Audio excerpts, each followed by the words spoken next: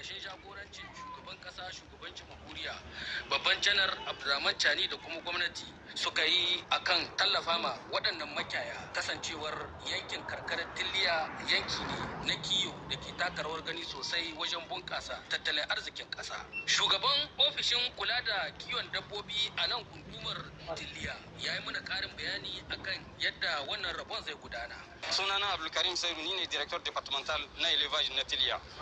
Wanga distribution da ake yi na tarhan na kaldo dissani aka kawo mai aliman composé ne sunan shi. Aliman composé inga akwai sinadarai da yawa da a ciki.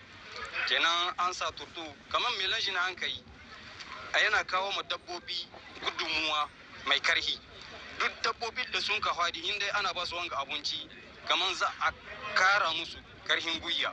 Wanda sun ka fadi ana ba su wanga abinci tashi za su yi ba da jimawa ba. Wanda ke son nono kuma in ya ba dabbobin shi wanga abincin kuma kamar tashi zai yi.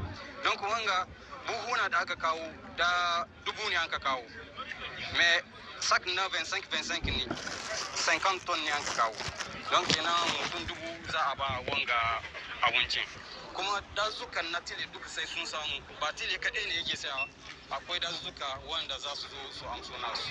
Wannan cibakar dabbobi dai kamar yadda kuka sani tana kunshe da sinadarai da dama waɗanda ke gwada dabbobin tare da ƙara musu koshin lahiya. Shi yasa daga nasu ɓangare makiyayan da suka amfana da wannan tsari suka yi farin ciki da kuma godiya ta alasan barka zuwa ga magabatan ƙasa baki ɗaya kamar haka.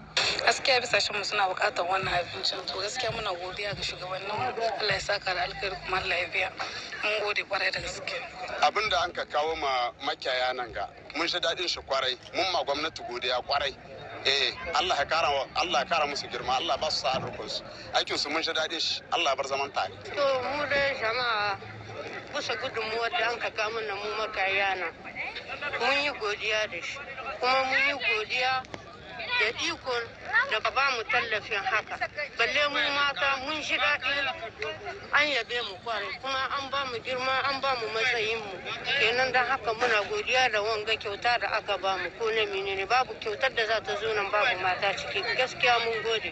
A ƙarshe mu tunatar muku da cewa dai shi dai wannan tsari na tahar na karo na biyu tsari ne wanda ke gudana tsakankanin jami'an tsaro na ƙasashen IOS guda uku Mali, Burkina Faso da Niger tare da haɗin gwiwar takwarorinsu na ƙasar Chad da kuma na ƙasar Togo a lokacin da duk suke can ga gudanar da horo na tsarin aikin soja da kuma sauran guje-gujen da suke yi to a daidai wannan lokacin ne ake gudanar da ire-iren waɗannan ayyuka na ƙaruwar al'umma waɗanda ba shakka za su kawo sauƙi sosai a cikin wannan tahiya za a ci gaba da yin haka har zuwa ranar 29 ga wannan wata na Mayu da muke ciki da za a kammala wannan taro baki ɗaya. Dubarun ɗaukar 'yan ta'adda sun bambamta dangance da kowane gungu